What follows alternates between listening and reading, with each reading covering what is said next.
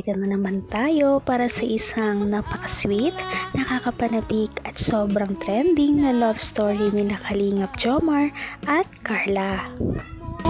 Ay aking makilala. Para sa pagpapatuloy ng ating love story ay talagang kapanapanabik ang video na ito dahil parang hinihingi na nga ng permiso ni Kalingap Jomar sa magulang ni Ate Carla kung pwede ba na maging sila o approve pa sa kanila ang relationship nilang dalawa ni Ate Carla dahil nung nakaraang video ay parang sinabi niya na mutual understanding na daw sila ni Ate Carla at parang syempre dito lumalabas na parang sila na nga daw talaga. At dito, nagkaroon ng advice ang magulang ni Ate Carla para sa kanilang dalawa dahil syempre, bago pa lamang sila sa ganitong uri ng relationship. Kaya naman ano kaya ang mga mangyayari sa video na ito? Ang nais ko lang. Habulin ako ng itak po. Hindi po ako maglolo ko. Tapos kay tatay, saan po kayo tayo natakbo pag hinahabol kayo ng itak? Doon tayo matakbo eh.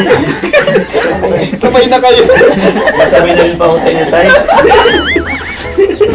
Pero hindi naman po, honestly speaking.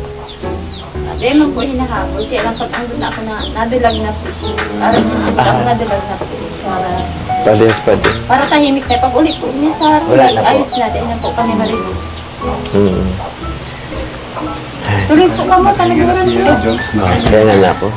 Makikisabay ako kay tatay. Papa Jones, bakit ngayon mo naisipang ipaalam o magsabi sa magulang ni Carla na kayo na pala ni Carla? Ano pumasok sa iyo?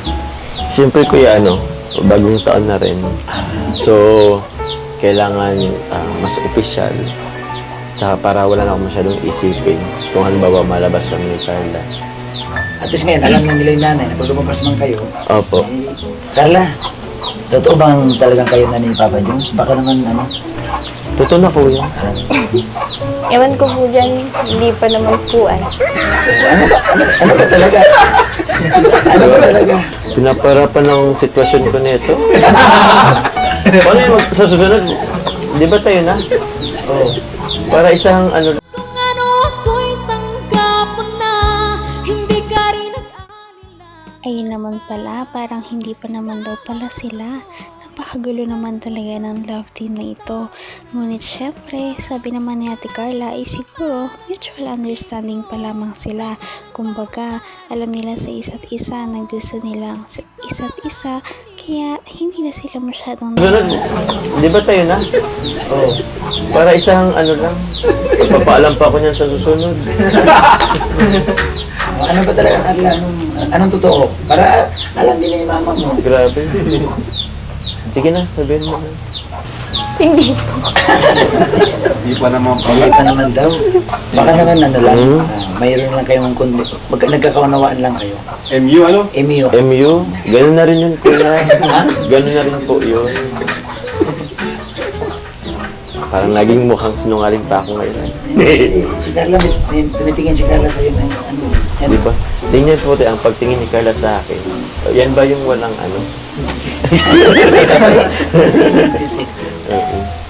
Ano pa lang po, situationship pa lang.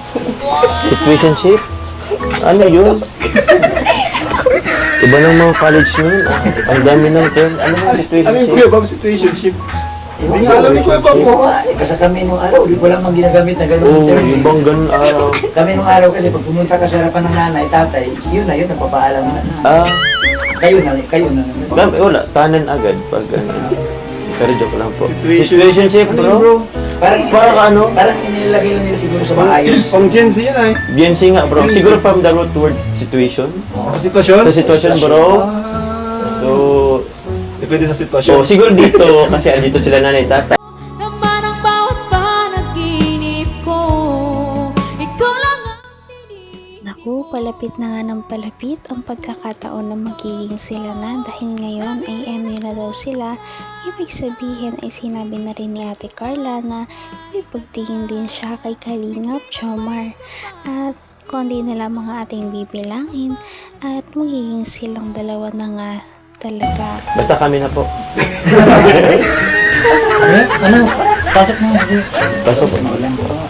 May ano po pati dyan, may merienda naghahalat sa Uy, hinihintay ni Ato. Hinihintay ni Ato yan. Oo. Ato! Suman ka daw.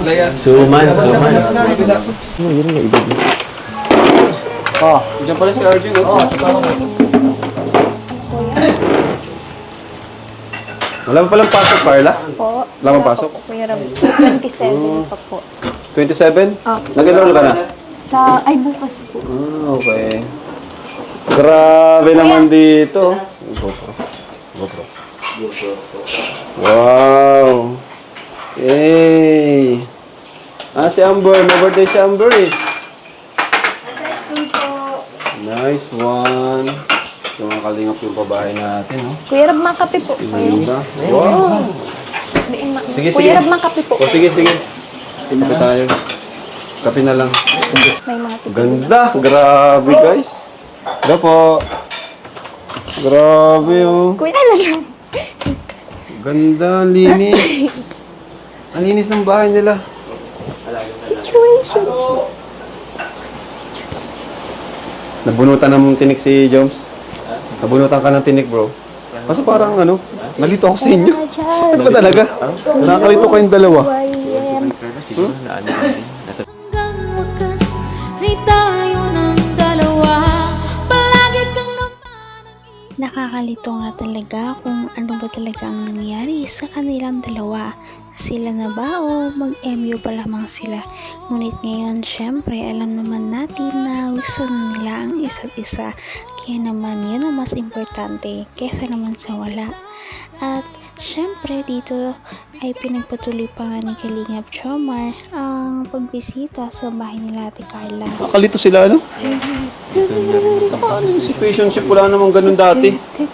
Situationship, di ba wala namang ganun dati? Walang ano. Wala yun. Bago lang yung... Bahala na kayo. Malaga nakapagsabi ka na kay nanay, no? Hindi na ako ulit. Kasap ko Oh, binawi niya, yan. Binawin na eh. Wala na sa akin. Grabe.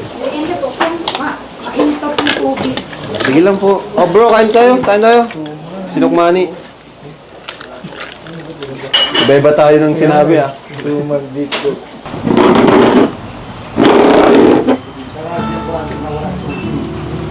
Ito ba't mo naman binawi? Naglalakas loob na nga akong magsabi kila mama papa mo eh. Bigla-bigla ka naman po kasi. Totoo naman pong hindi pa naman tayo. Nalito na tuloy ako. So ano pala tayo? Diba, lagi naman tayo magkasama. Masaya naman tayo. Diba ganun na rin yun?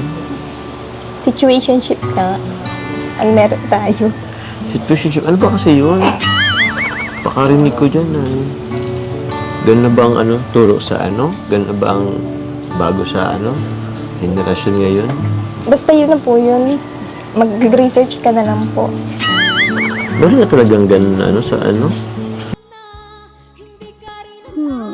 Siguro kung hindi pa talaga sinasagot ni Ate Carla si Kalingap Jomar, ibig sabihin ay parang may hinahanap pa nga ito kay Kalingap Jomar at doon na lamang talaga magiging sila na sobrang official. Kaya naman ngayon, sana ay mas patunayan pa ni Kalingap Jomar ang kanyang sarili kay Ate Carla. Patindi na ng patindi ang mga pangyayari sa kanilang love story. Kaya naman sobrang dami talaga ang kinikilig sa kanilang love story at palaging nag-aabang. Kaya naman sana ay magkatuluyan din ang dalawang ito, si Ate Carla at Kalingap Jomar. Sana din ay patuloy natin silang subaybayan at suportahan para magpatuloy pa ang kanilang love team. Paniguradong hindi lamang ito ang ating aabangan dahil marami pang mga susunod na kilig moments na mangyayari sa kanilang dalawa. Yun lamang at maraming salamat sa pananood. Bye!